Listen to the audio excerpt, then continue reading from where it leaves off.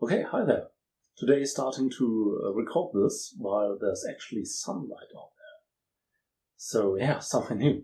Today I wanted to talk about something I heard on recent Dear Hank and John podcast. If you don't know Dear Hank and John, it's the podcast of the Vlog brothers, Hank and John Green, and you should really listen to it. It's an extremely funny podcast about death. That's their definition. So yeah, I was listening to their podcast, and there was a question about non-native English speakers consuming English content and actually preferring English content on YouTube and in other media. And while answering that question, John basically said that you can't read his novels the way he intended them to be read if you don't think in English.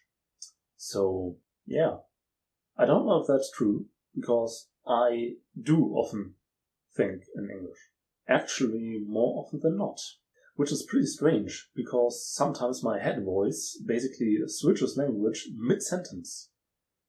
Or sometimes I caught myself thinking about a conversation in English that I know the other participant in that conversation won't speak. So why do I think in English then? Or sometimes even the other way around. So yeah, sometimes it's pretty confusing to be bilingual. So yeah, I think that's just a consequence out of my lifestyle. I watch almost every content in English. So if I watch YouTube, I am only subscribed to people who make English content. I watch almost all movies in English. I watch TV series in English. I even read a lot of English. All my books, except The Petit Prince. I don't know if it's pronounced that way. The Little Prince. That one I got in German. Every other book on the shelf is in English. It's just that most of that stuff was written or filmed or whatever in English.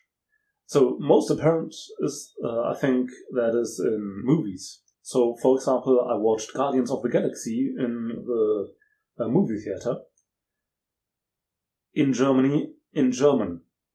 And there were so many cringe-worthy moments where there was a pun where you just knew it was intended in English, and in German it just doesn't translate, even if the languages are often very much similar.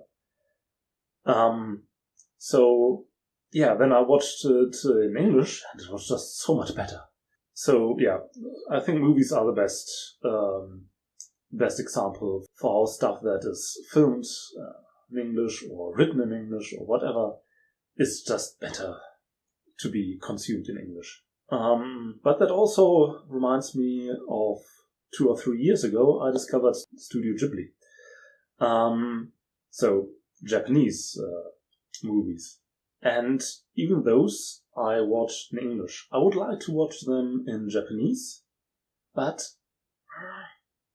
the intonation is weird to me. I don't know why, but it's just strange. So, because it's just more natural to me, and I don't like to read subtitles anymore. I watch them in English. The German dubbing is oft not great. That's also why the movies in German are not that good. Also, another thing that John in that podcast specifically said was that his book, specifically The Fault in Our Stars, seems to be much better in translation. I cannot say for the whole book, but I can say for the title that the German title is The German title is Das Schicksal ist ein mieser Verräter, which translates back to fate is a rotten traitor. That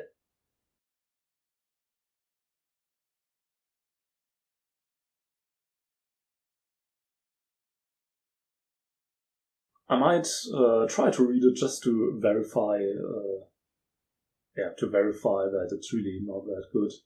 Or maybe I'm changed because I gave that book in translation to my mother for her birthday, and she really liked it. So maybe I should just read it when I have time, which I probably don't.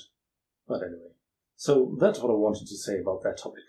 But what do you think? Is English content better, maybe, than other content on YouTube? Yeah, so thanks for watching. Thanks so much for all your comments lately. I really enjoyed talking to you guys. Really a lot of fun and encouraging, to say the least. So thanks, and yeah, I'll talk to you in the comments, and you'll see me tomorrow. Bye!